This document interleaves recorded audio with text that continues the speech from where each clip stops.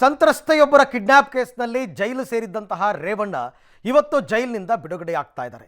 ಹಾಗಾಗಿ ಅವರ ಸ್ವಕ್ಷೇತ್ರ ಹೊಳೆನರಸೀಪುರದಲ್ಲಿ ಈಗ ಸಂಭ್ರಮವೋ ಸಂಭ್ರಮ.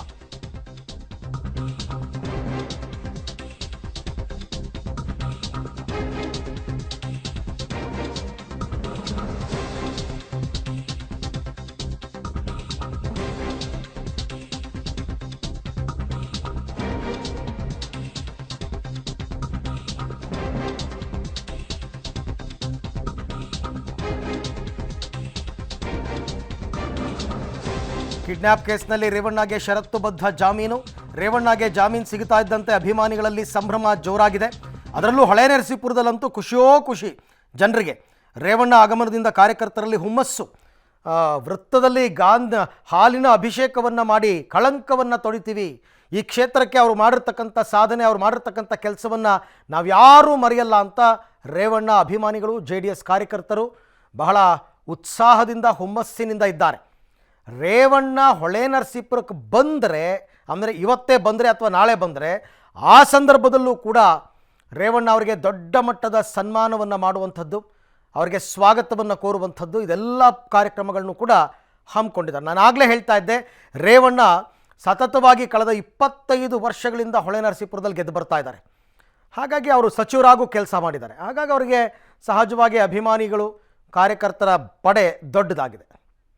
ಈ ಬಗ್ಗೆ ಮತ್ತಷ್ಟು ಮಾಹಿತಿ ನಮ್ಮ ಹಾಸನ ಪ್ರತಿನಿಧಿ ಶಶಿಧರ್ ಅವರಿಂದ ಪಡ್ಕೊಳ್ಳೋಣ. ಶಶಿಧರ್, ಇವತ್ತು ಬಿಡುಗಡೆಯಾಗಿ ರೇವಣ್ಣ ಇವತ್ತೇ ಏನಾದರೂ ಹೊಳೆನರಸೀಪುರಕ್ಕೆ ಬರೋ ಪ್ಲ್ಯಾನ್ ಇದೆಯಾ, ಅಥವಾ ಇವತ್ತಿನ ಸಡಗರ ಸಂಭ್ರಮ ಹೆಂಗಿದೆ ಕಾರ್ಯಕರ್ತರಲ್ಲಿ, ಏನು ಪ್ಲ್ಯಾನ್ ಮಾಡ್ಕೊಂಡಿದ್ದಾರೆ? ಅರವಿಂದ್, ಏನು ಸಂತ್ರಸ್ತೆಯ ಕಿಡ್ನಾಪ್ ಪ್ರಕರಣದಲ್ಲಿ ಜೈಲು ಸೇರಿದಂತಹ ಮಾಜಿ ಸಚಿವ HD ರೇವಣ್ಣ ಅವರಿಗೆ ನಿನ್ನೆ ಜನಪ್ರತಿನಿಧಿಗಳ ನ್ಯಾಯಾಲಯ ಜಾಮೀನನ್ನು ಮಂಜೂರು ಮಾಡಿದೆ. ಇಂದು ಸಂಜೆ ಒಳಗೆ ಮಾಜಿ ಸಚಿವ HD ರೇವಣ್ಣ ಅವರು ಬಿಡುಗಡೆ ಆಗುವಂಥ ಒಂದು ಸಾಧ್ಯತೆ ಇದೆ. ಈಗಾಗಲೇ ಹೊಳೆನರಸೀಪುರ, ಹಾಸನ, ಬೇಲೂರಿನಲ್ಲಿ ನಿನ್ನೆ ರಾತ್ರಿಯೇ ಪಟಾಕಿ ಸಿಡಿಸಿ ಕಾರ್ಯಕರ್ತರು ಸಂಭ್ರಮಾಚರಣೆಯನ್ನು ಮಾಡಿರ್ತಕ್ಕಂಥದ್ದು. ಅಲ್ಲದೆ HD ದೇವೇಗೌಡರು ಹಾಗೂ ರೇವಣ್ಣ ಪರವಾಗಿ ಘೋಷಣೆ ಕೂಗಿ ಸಂತಸ್ತಲ್ಲಿರ್ತಕ್ಕಂಥದ್ದು. ಏನು ರೇವಣ್ಣ ಅವರು ಬಿಡುಗಡೆ ಆಗ್ತಿರೋ ಅನ್ನೋ ವಿಷಯ ತಿಳಿತಿದ್ದಂಗೆ JDSಗೆ ಹೊಸ ಹುರುಪು ಬಂದಿರತಕ್ಕಂಥದ್ದು, ಕಾರ್ಯಕರ್ತರು ಸಹ ಹೊಸ ಹುಮ್ಮಸ್ಸು ಬಂದಿರತಕ್ಕಂಥದ್ದು.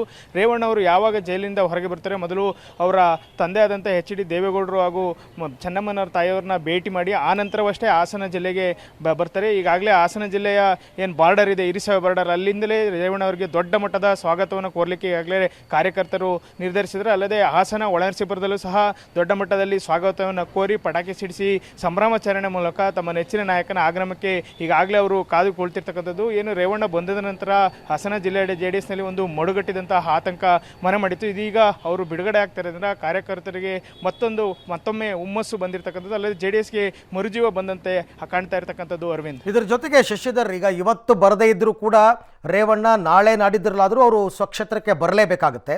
ಈಗ ಪ್ರಸ್ತುತ ಹೊಳೆನರಸೀಪುರ ಮನೆಯಲ್ಲಿ ಯಾರಿದ್ದಾರೆ, ಜೊತೆಗೆ ರೇವಣ್ಣ ಅವರು ಬಂದ ನಂತರ ಏನಾದರೂ ಒಂದು ದೊಡ್ಡ ಕಾರ್ಯಕ್ರಮವನ್ನು ಕಾರ್ಯಕರ್ತರು ಹಮ್ಮಿಕೊಂಡಿದ್ದಾರಾ ಅಂತ? ಇದುವರೆಗೂ ಅರವಿಂದ್ ಆ ಥರದ್ದು ಯಾವುದೂ ಕಂಡು ಬಂದಿಲ್ಲ. ಆದರೆ ನಿನ್ನೆ ಏನು ಜಾಮೀನು ಮಂಜೂರಾಯಿತು ಅನ್ನೋ ವಿಷಯ ತಿಳಿತಿದ್ದಂಗೆ ಹೊಳೆನರಸೀಪುರದ ಗಾಂಧಿ ವೃತ್ತದಲ್ಲಿ ಮೊದಲು ಪಟಾಕಿಯನ್ನು ಸಿಡಿಸಿದ್ರು. ಈ ವೇಳೆ ಪೊಲೀಸರು ಹಾಗೂ JDS ಕಾರ್ಯಕರ್ತರ ನಡುವೆ ವಾಗ್ವಾದವೂ ಸಹ ನಡೆಯಿತು. ಏನು ಪೊಲೀಸರು ಕಾನೂನಿಗೆ ತೊಡಕಾಗುತ್ತೆ ಅಂತೇಳಿ, ಕಾನೂನು ಸಮಸ್ಯೆ ಆಗುತ್ತೆ ಅಂತೇಳಿ ಪಟಾಕಿಯನ್ನು ಹಚ್ಚಲಿಕ್ಕೆ ಬಿಡಲಿಲ್ಲ. ಆದರೂ ಸಹ ಪೊಲೀಸಂದರಿಗೆ ವಾದವಾದ ನಡೆಯುವ ಮುಂಚೆಲೇ ಕೆಲವರು ಪಟಾಕಿಯನ್ನು ಸಿಡಿಸಿರು. ಇದಲ್ಲದೆ ಹಾಸನದ ಡೈರಿ ವೃತ್ತಿ ಇರ್ಬೋದು, ಬೇಲೂರಿನಲ್ಲೂ ಸಹ ಪಟಾಕಿಯನ್ನು ಸಿಡಿಸಿ ಸಂಭ್ರಮಾಚರಣೆ ಮಾಡಿರ್ತಕ್ಕಂಥದ್ದು. ರೇವಣ್ಣ ಅವರು ಯಾವಾಗ ಜೈಲಿನಿಂದ ಬಿಡುಗಡೆ ಆಗ್ತಾರೆ ಆಗ ಕಾರ್ಯಕರ್ತರು ಆಗ್ತಾ ಇದ್ದಾರೆ. ಹೊಳೆನರಸೀಪುರ ಹಾಗೂ ಹಾಸನದಲ್ಲಿ ಭಾರಿ ದೊಡ್ಡ ಪ್ರಮಾಣದಲ್ಲಿ ಅವರಿಗೆ ಸ್ವಾಗತವನ್ನು ಕೊಡಬೇಕು ಅಂತೇಳಿ ಈಗಾಗಲೇ ನಿರ್ಧರಿಸಿದರೆ. ಅಲ್ಲದೆ ಇರಿಸವೆ ಏನು ಹಾಸನ ಬಾರ್ಡರ್ ಇದೆ, ಅಲ್ಲಿಂದಲೂ ಸಹ ಅವರನ್ನು ಸ್ವಾಗತ ಮಾಡಿ ಕರ್ಕೊಂಡು ಬರೋಕ್ಕೆ ಈಗಾಗಲೇ JDS ಕಾರ್ಯಕರ್ತರು, ರೇವಣ್ಣ ಅಭಿಮಾನಿಗಳು ಹಾಗೂ ಮುಖಂಡರು ಪ್ಲಾನ್ ಮಾಡ್ಕೊಂಡಿರ್ತಕ್ಕಂಥದ್ದು. Arvind, okay, thank you Shashidhar ತಮ್ಮ ಎಲ್ಲ ಮಾಹಿತಿಗೆ. ನೆನ್ನೆನೇ ಅವ್ರಿಗೆ ಜಾಮೀನು ಸಿಕ್ತು ಅಂತ ಗೊತ್ತಾದಾಗಲೇ ಹೊಳೆನರಸೀಪುರದಲ್ಲಿ ಅಭಿಮಾನಿಗಳೆಲ್ಲರೂ ಕೂಡ ಪಟಾಕಿ ಸಿಡಿಸಿ ಸಿಹಿ ಹಂಚಿ ಸಂಭ್ರಮ ವ್ಯಕ್ತಪಡಿಸಿದ್ದಾರೆ.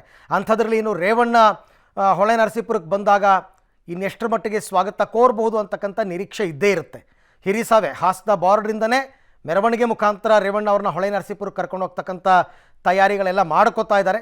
ಬಟ್ ನೋಡೋಣ, ರೇವಣ್ಣ ಅವರು ಡಿಸೈಡ್ ಮಾಡಬೇಕು. ರೇವಣ್ಣ ಬಂದು ಅವ್ರಿಗೇನಾದ್ರು ಇನ್ನೇನಾದರೂ ಸ್ವಲ್ಪ ಹೆಲ್ತ್ ಪ್ರಾಬ್ಲಮ್ ಇದ್ದರೆ ಬಿಡುಗಡೆ ಆದ ನಂತರ ಅವ್ರಿಗೆ ಗೊತ್ತಿರೋ ಡಾಕ್ಟರ್ ಥರ ತೋರಿಸ್ಕೊಂಡು ಮೊದಲಿಗೆ ಅವ್ರ ತಂದೆ ತಾಯಿ ಆಶೀರ್ವಾದ ತಗೊಂಡು, ಅಥವಾ ಇನ್ನೇನಾದರೂ ಕೋರ್ಟ್ ಫಾರ್ಮ್ಯಾಲಿಟೀಸ್ ಇದ್ದರೆ ಅದನ್ನು ಮುಗಿಸ್ಕೊಂಡು ಎಲ್ಲ ಮಾಡಿ ಅವರು ಹೊಳೆನರಸೀಪುರಕ್ಕೆ ಹೋಗ್ತಾರೆ, ಹೋಗಲೇಬೇಕು.